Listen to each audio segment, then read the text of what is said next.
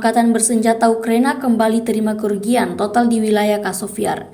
Terbukti dalam sebuah rekaman yang ramai beredar di media sosial Telegram pada Kamis 18 April 2024.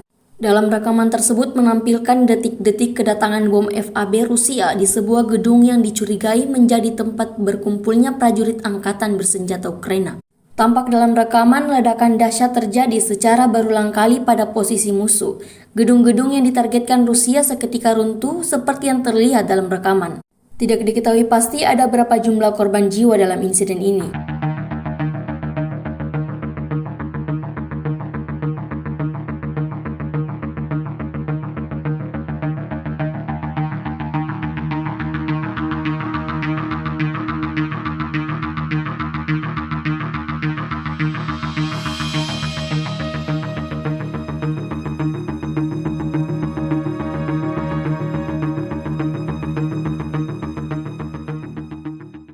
Download Tribun X sekarang, menghadirkan lokal menjadi Indonesia.